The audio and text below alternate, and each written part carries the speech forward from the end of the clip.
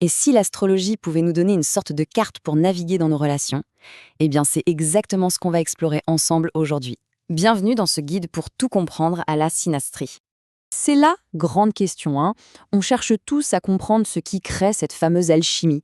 Ici, l'idée, ce n'est pas d'utiliser l'astrologie pour prédire l'avenir, pas du tout. C'est plutôt de s'en servir comme d'une carte routière, un guide pour mieux comprendre les dynamiques, les forces et oui, aussi les faiblesses d'une connexion. L'outil clé pour faire ça, c'est ce qu'on appelle la synastrie. Alors, qu'est-ce que c'est? C'est tout simplement l'art de superposer les cartes du ciel de naissance de deux personnes. Le but, c'est de voir comment les planètes de l'un parlent aux planètes de l'autre. C'est une méthode super pratique pour voir tout de suite ce qui coule de source et ce qui va demander un peu plus d'attention. Pour y voir clair, on va suivre un parcours en 6 étapes. D'abord, on va préparer la carte de la relation. Ensuite, on regardera les premières impressions, puis on ira sonder les piliers de la connexion avant de découvrir la personnalité propre du couple.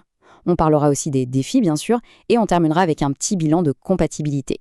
C'est parti! Ok, première section.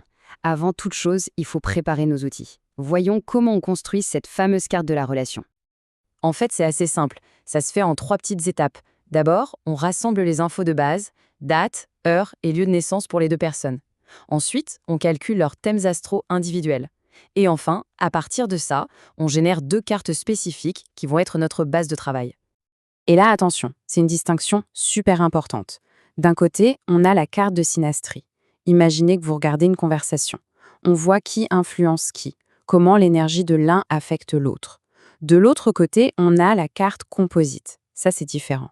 C'est le thème de la relation elle-même, comme si le couple devenait une troisième personne, avec sa propre identité, sa propre mission. Allez, on passe à la deuxième section. Maintenant qu'on a nos cartes, on va faire une première lecture rapide pour capter l'ambiance générale de la connexion.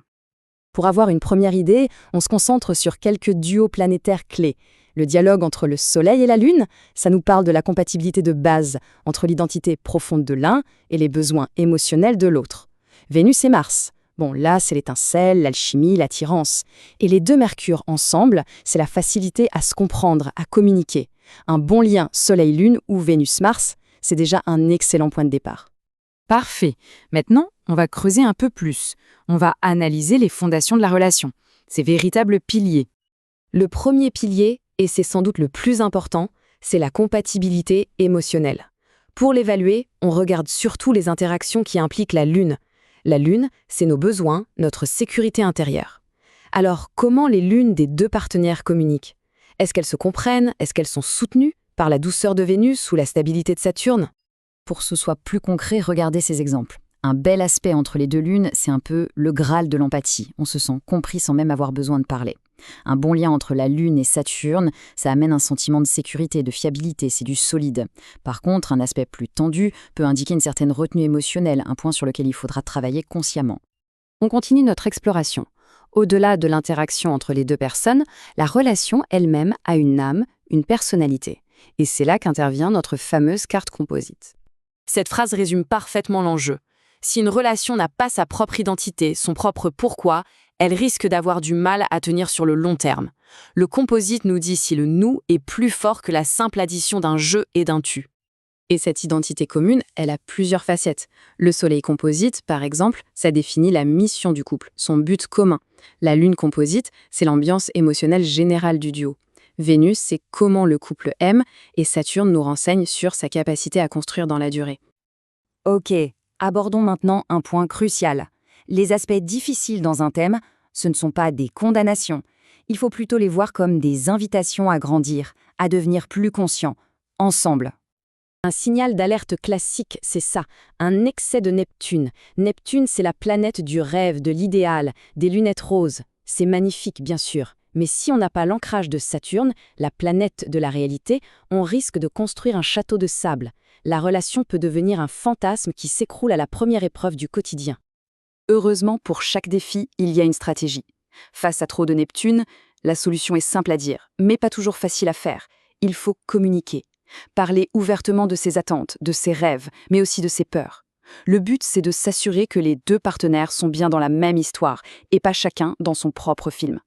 Bon, après avoir exploré tout ça, il est temps de synthétiser. Et pour ça, rien de tel qu'un outil pratique, une petite grille de notation pour avoir une vue d'ensemble claire. Le principe est tout bête. On attribue une note de 0 à 2 pour chaque pilier qu'on a vu. La connexion émotionnelle, l'alchimie, la communication, le soutien de Saturne, les projets communs avec Jupiter, la force du composite. C'est une façon très concrète de faire le bilan de l'analyse. Alors, si on obtient un score total entre 14 et 16, eh bien c'est le signe d'une base vraiment très très solide. Les fondations sont là pour construire une relation durable et épanouissante. Un score entre 10 et 13, le potentiel est super bon. La connexion est bien là, c'est certain, mais elle demandera un effort conscient de la part des deux partenaires, notamment sur la communication, pour vraiment s'épanouir pleinement. Et un score en dessous de 10 ? Attention, ça ne veut pas dire que c'est un échec. Ça indique souvent une relation qui sera avant tout une grande leçon de vie, une expérience d'apprentissage. Très formatrice, oui, mais sa stabilité sur le long terme, elle, va exiger une volonté, une maturité vraiment hors du commun. Et voilà la conclusion de tout ça. Une carte du ciel, ce n'est jamais une sentence. C'est un outil de connaissance de soi et de l'autre. Ça éclaire le chemin, ça montre les passages faciles et les montées un peu plus raides. Mais au final, la seule question qui compte vraiment, c'est celle de l'engagement. La question c'est, est-on prêt à faire ce chemin main dans la main ?